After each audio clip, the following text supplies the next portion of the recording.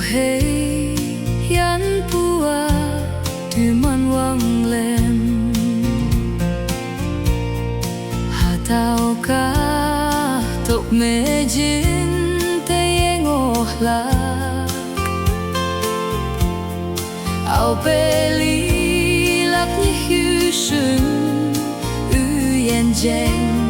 ine ye o atahi o mong ken yu yin ching me hey how high yo ka to yu me tao u yen trong wan te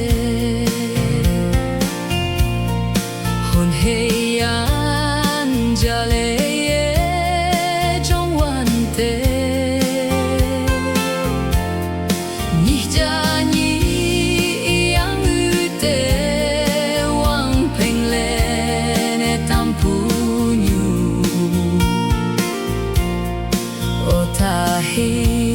nang ota pe tu mi hey lu yang pei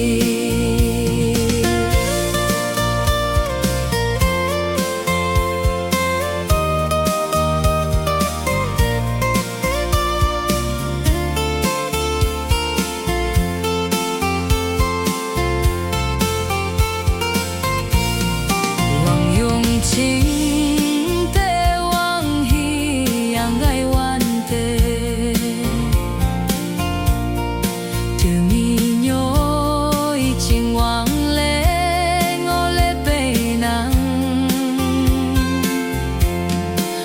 kei wang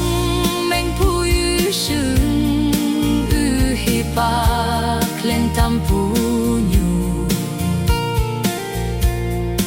o ta hi ni she le e ye kei she